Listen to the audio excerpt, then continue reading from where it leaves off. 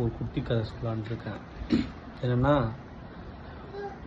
ஒரு வால் இருக்குது, பக்கத்தில் ஒரு பாம்பு இருக்குது. ஓகே, அந்த வாலை பார்த்து நெருங்கி அந்த பாம்பு வந்துட்டு இருக்கு. அந்த பாம்பை என்ன பண்ணுதுன்னா அந்த வாலை ஒரு குத்துது. கொத்தும் போது என்ன ஆகுதுன்னா, அந்த பாம்புக்கு வலி அதிகமாக வாயில் இருக்குது. ஓகே, ஸோ அப்போ என்ன நான் நினச்சிச்சு, இந்த நான் வாழை குத்துறோம், நம்ம பெரிய விஷமுள்ள பாம்பு, இதை குத்தி நம்ம நமக்கு வலிக்குது ஸோ நம்ம முழு பலத்தை காமிக்கணும்னு சொல்லிட்டு என்ன பண்ணுது, அதோட பலத்தை வச்சு நிரூபித்து அது ஃபுல்லாக அது முறுக்குது. ரொம்ப முறுக்கும் போது என்ன ஆகிடுச்சு, வலிக்க ஆரம்பிச்சிச்சு.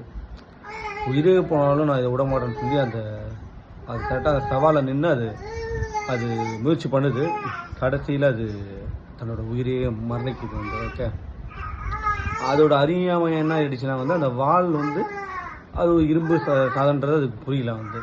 இது போல் தான் பல மக்கள் என்ன பண்ணுறாங்கன்னா சின்ன சின்ன ஒரு விஷயத்தை பெருசாக ஆயுள் ஃபுல்லாக நினச்சிக்கிட்டு, அதை வெறுப்பை கக்கிக்கிட்டு, வன்மத்தை வச்சுக்கிட்டு, பல நேரங்களில் சின்ன பிரச்சனை தான் இருக்கும் அதை பேசினாவே முடிஞ்சிடும். ஆனால் அதை பேசாமல் தன்னோட சின்ன ஒரு ஈகோவால் லைஃப் லாங் நிறைய உறவுகளையும் நிறைய நண்பர்களையும் லைஃப் லாங்கே பேசாமலாம் இருக்காங்க. இப்போ உள்ள போய் பார்த்தீங்கன்னா ஒரு சின்ன விஷயமா தான் இருக்கும் இது நான் சொல்கிறேன்னா ஃபேமிலி லைஃப்பில் கூட சொல்கிறோம் ஓகே, இதெல்லாம் நீங்கள் உட்காந்து பேசினீங்கன்னா எல்லா பிரச்சனையும் முடிஞ்சிடும். ஓகே, வாழ்க்கைன்றது ரொம்ப ஷார்ட்டான லைஃப் அதனால் ஒவ்வொரு நாளும் ஒவ்வொரு நேரமும் அதை ரசித்து வாழ பாருங்க. ஓகே, இருக்கிறத வச்சு சந்தோஷமாக வாழ்ந்துக்குங்க. ஓகே, எல்லாருக்கும் பெரிய கனவுகளாக இருக்கும் எல்லாரும் அந்த கனவுகளோடு தான் பயணம் பண்ணுறோம் ஓகே, வெற்றின்றது நிரந்தரம் கிடையாது ஓகே, ஸோ அதனால்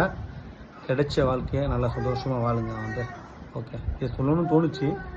இது ஒரு ஆர்டிக்கலில் தான் படித்தேன், பட் படித்த உடனே பிடிச்சி போச்சு. ஸோ இதை லைட்டாக ஷேர் பண்ணணும்னு தோணுச்சு.